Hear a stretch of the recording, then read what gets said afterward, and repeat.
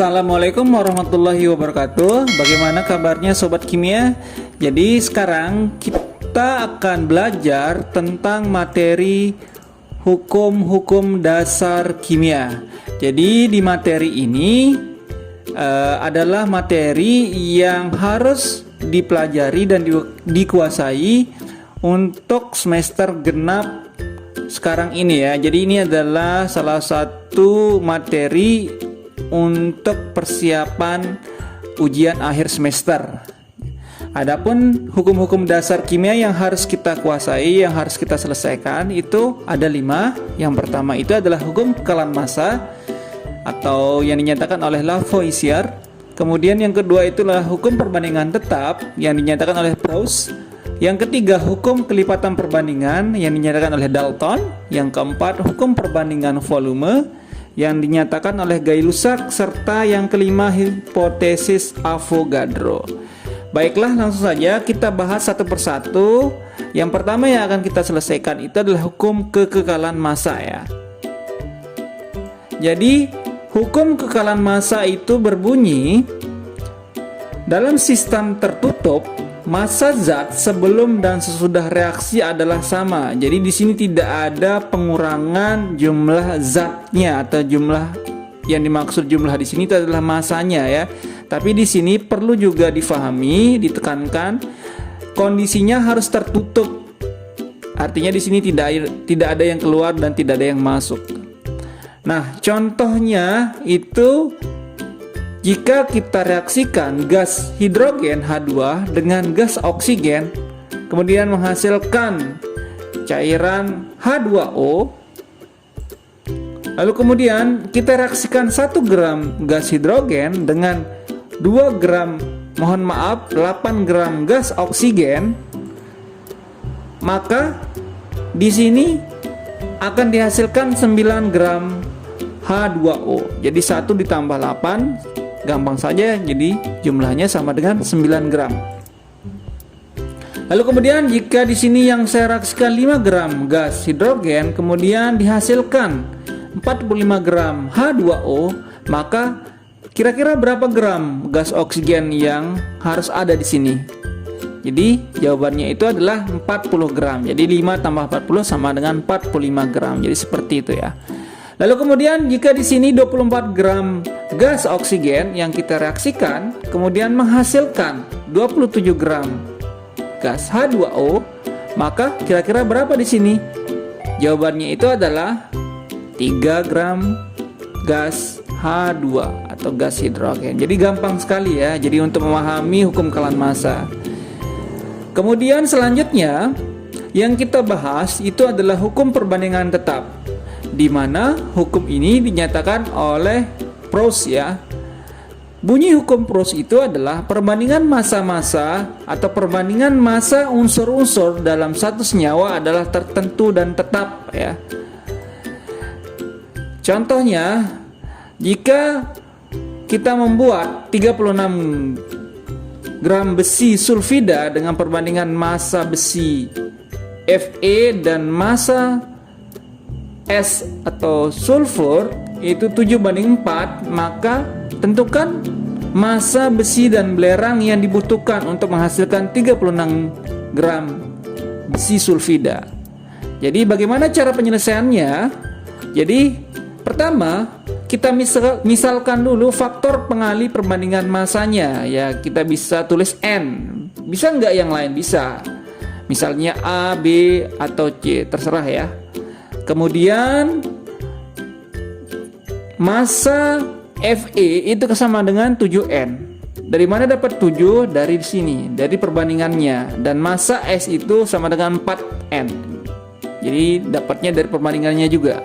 Kemudian karena besi dan sulfur ini merupakan penyusun dari besi sulfida, maka massa Fe ditambah dengan massa S itu kan pasti akan sama dengan massa FeS, dan ini sesuai dengan hukum yang pertama tadi, hukum kekekalan massa. Jadi sesuai dengan perbandingan yang sudah kita buat tadi, 7N ditambah dengan 4N sama dengan 36 gram ya. Jadi di sini 7 tambah 4 sama dengan 11N, sama dengan 36 gram.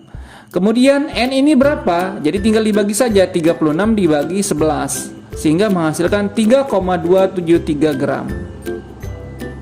Kemudian tinggal kita konversikan saja ke dalam massa besi dan S yang dicari. Dimana massa besi itu kan perbandingannya tadi 7N. Jadi 7 dikali nilai N yang sudah kita dapat tadi, yakni 3,273. Sehingga 7 dikali 3,273 sama dengan 22,91 gram besi ya. Kemudian massa S atau sulfida atau sulfurnya itu kan perbandingannya 4N tadi yang sudah kita buat permisalan. Sehingga tinggal dikali saja, 4 dikali dengan nilai N yang kita dapat tadi. Sehingga menghasilkan 13,09 gram. Jadi kalau misalnya 22,91 ditambah 13,09, maka itu akan menghasilkan 36 gram besi sulfida ya. Jadi seperti itu.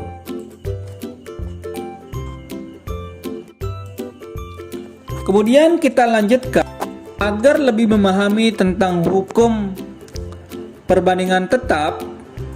Kita bahas contoh soal yang kedua. Di sini perbandingan massa magnesium dengan oksigen dalam senyawa magnesium oksida itu sama dengan 3:2.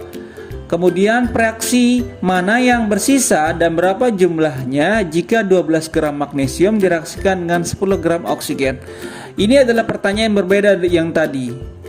Di mana di sini pertanyaannya itu yang diminta itu adalah mana zat atau unsur yang bersisa, kemudian berapa jumlahnya, di mana ada 12 gram magnesium yang direaksikan dengan 10 gram oksigen. Jadi cara menjawabnya, langkah pertama itu adalah mereaksikan dulu reaksinya. Jadi magnesium direaksikan dengan oksigen menghasilkan magnesium oksida, di mana perbandingan dari soal itu yakni 3:2. Di sini magnesium 3, oksigennya 2. Dan jumlah massa magnesium yang direaksikan itu sebanyak 12 gram dan oksigen itu sama dengan 10 gram. Lalu kemudian langkah kedua yakni membagi massa magnesium dengan 3. 3 ini dapat dari mana? Dari perbandingannya, yakni 12 dibagi 3 ya maksudnya. Kemudian massa oksigen juga sama seperti tadi dengan membagi 10 gram ini dengan 2.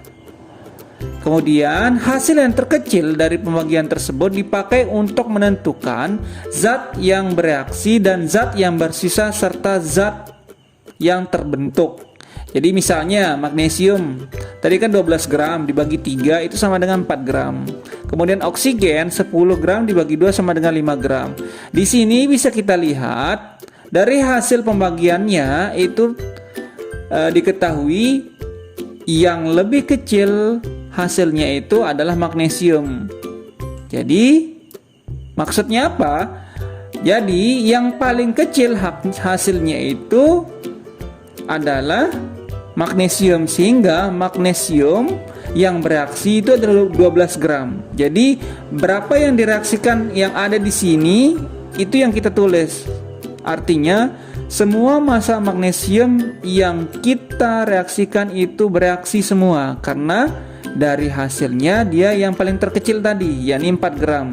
Jadi bukan 4 yang kita tulis, tapi 4 ini hanya berguna untuk menentukan mana yang habis bereaksi ya. Jadi massa magnesium yang bereaksi itu sama dengan 12 gram sesuai dengan yang direaksikan tadi. Kemudian reaksi yang bersisa adalah oksigen. Oksigen yang bereaksi sesuai dengan perbandingannya tadi, di mana perbandingan oksigen sama dengan 2. 2 dikali 4 ya, jadi 2 dikali 4 dari hasil yang di sini sama dengan 8 gram ya. Jadi sisa oksigen itu sama dengan massa oksigen mula-mula dikurangi oksigen yang bereaksi, di mana massa mula-mula yang disediakan itu sebanyak 10 gram, kemudian 8 gram ini adalah yang bereaksi, sehingga jika 10 dikurangi 8 sama dengan 2 gram. Kemudian jika ditanya berapa massa magnesium yang terbentuk, Jadi tinggal ditambahkan saja massa magnesium yang bereaksi dengan massa oksigen yang bereaksi. Sehingga di sini 12 ditambah 8 sama dengan 20 gram. Jadi seperti itu ya untuk memahami hukum perbandingan tetap yang dinyatakan oleh Proust tadi ya. Kemudian kita sekarang akan membahas hukum yang ketiga, yakni hukum kelipatan perbandingan atau sering juga disebut dengan hukum kelipatan berganda ya. Hukum ini dinyatakan oleh Dalton. Jadi bunyi hukumnya itu bisa dilihat jika dua jenis unsur bergabung, jadi dua jenis unsur bergabung membentuk lebih dari satu senyawa. Misalnya C dan O itu kan bisa membentuk senyawa lebih dari satu, misalnya CO dan CO2. Nah, seperti itu. Kemudian, jika massa-massa salah satu unsur dalam senyawa tersebut sama, sedangkan massa-massa unsur lainnya berbeda, maka perbandingan massa unsur lainnya dalam senyawa-senyawa tersebut merupakan bilangan bulat dan sederhana. Di sini agak panjang memang bunyi hukum Daltonnya dan susah untuk memahaminya. Oleh karena itu, langsung saja kita membahas contoh soal ya. Jadi di sini saya sudah sediakan contoh soalnya. Ada belerang S dan oksigen O membentuk dua jenis senyawa. Kadar belerang dalam senyawa pertama dan kedua itu berturut-turut adalah 50% dan 40%. Pertanyaannya itu adalah tentukan perbandingan massa unsur O. Ya, jadi pertanyaannya itu adalah perbandingan massa unsur O pada senyawa pertama dan kedua jika dalam soal ini berlaku hukum Dalton. Nah, bagaimana cara menjawabnya? Kita langsung saja. Di sini langkah pertama itu kita buat tabelnya dulu ya. Jadi senyawa pertama, senyawa kedua ada S dan O presentasinya. Di sini sudah diketahui di soal. Untuk senyawa pertama presentasi S-nya 50 dan kedua untuk senyawa kedua 40. Ingat, konsep presentase itu maksimalnya 100% ya. Jadi kalau misalnya di sini 50, maka berapa di sini? Ya gampang saja ya, kita tulis 50. Kemudian di sini 40, maka di sini pasti 60% ya. Jadi totalnya di sini 50 tambah 50 sama dengan 100. 40 tambah 60 sama dengan 100.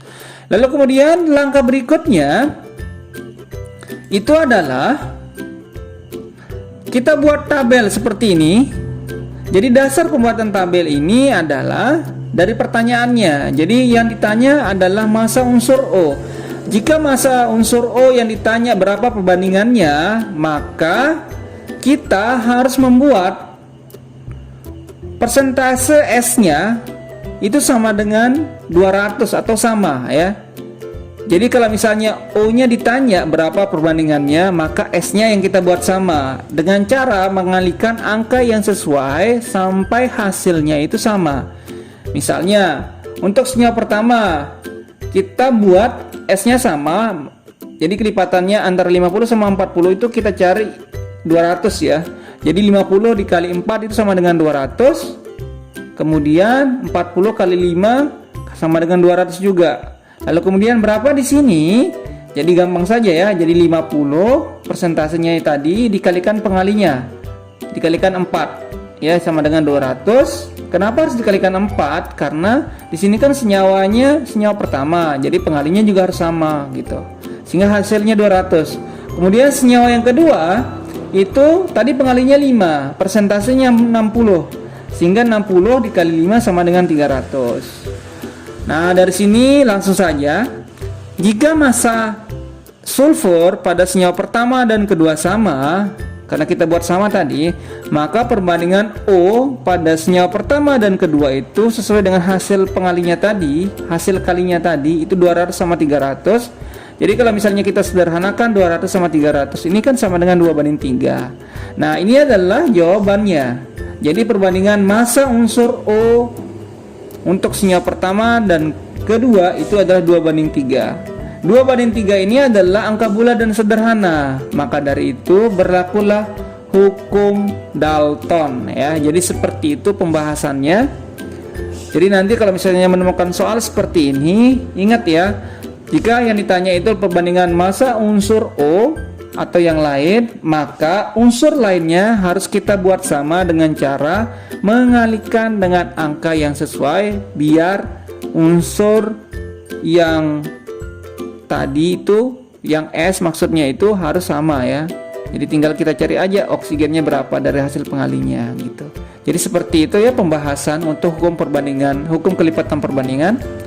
Kemudian kita lanjutkan ke hukum perbandingan volume ya. Dimana hukum perbandingan volume ini dinyatakan oleh Gay-Lussac. Jadi di sini perbandingan volume gas-gas sesuai dengan koefisien masing-masing gas. Jadi seperti itu, gampang ya.